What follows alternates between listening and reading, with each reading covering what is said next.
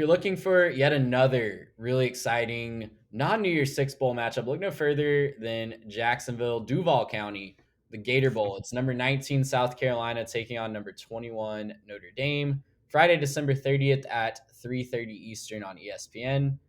And Shane Beamer, Garrett, has things rolling in South Carolina, right? Oh Despite yeah. some early season struggles, this Gamecock team, they kind of launched their success. They kind of launched their season by beating A&M for the first time ever, and end of the year beating Tennessee and Clemson, the two teams that are matching up in the Orange Bowl. So look no further than South Carolina for a team that has closed the year strong to quite strong.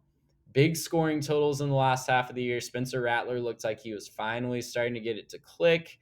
And, they continue to climb back to the top of the SEC East. They're really climbing up that pecking order for a division that all of a sudden looks really, really scary. Notre Dame had a really weird season, right? They start off the year, Marcus Freeman's first year. They lose to Ohio State and then lose to Marshall the following week to start off 0-2.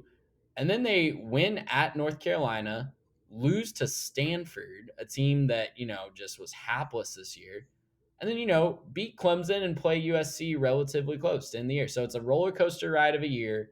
Marcus Freeman definitely, I think fans are up there in South Bend are still confident about Marcus Freeman's future with the program. But for 2022, at least, who knows which team will show up for the Fighting Irish? It's your guess is as good as mine for each week. So do the Fighting Irish have what it takes to take down a South Carolina team that, very battle tested in the SEC, has had a lot of success this year, and is really flying high? I'd say flying very confidently into this Gator Bowl against Notre Dame. Yeah, I think South Carolina is going to have to be they're going to have to find their one weakness and make it, maybe just marginal success, right? And that is controlling the line of scrimmage on defense. They don't get enough pressure, but this is a Notre Dame offensive line that has struggled at times this year. And I think that's why we've seen some of the inconsistencies with them is just which offensive line performance do you get and how well does the other team take advantage of that? This South Carolina team has struggled against the run this year. They average giving up 192 yards per game. Not good. It's just not good. There's no way around it. Notre Dame, strong running team, 182 yards per game, and we know that's what they're going to want to do, right? They have some really solid running backs, Chris Tyree, Logan Diggs, Audric Esteem. There's some really, really good running backs there that are going to get paired with a really green quarterback. I'll talk about that in a second. If South Carolina wants to find its groove on offense, they're going to need to be on the field early and often, which means they need to get off the field. No extended drives for the Irish. You can't let them go out and have these long drives, lots of running.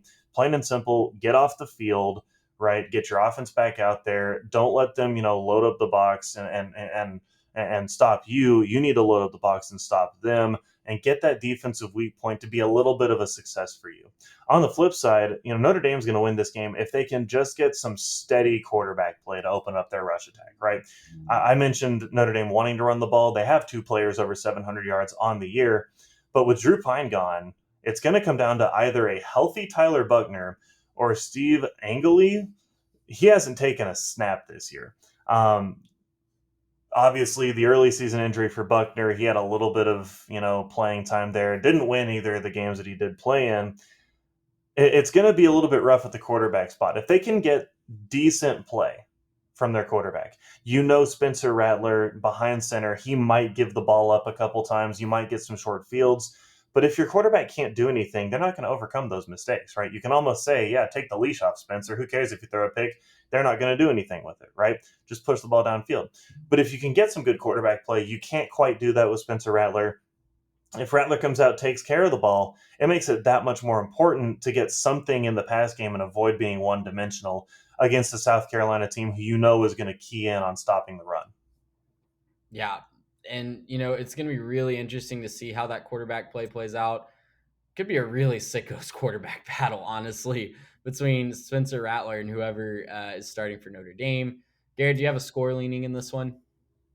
Yeah, I do think it's going to be a kind of close game. I don't think a lot of execution and pretty low scoring in the start of this one.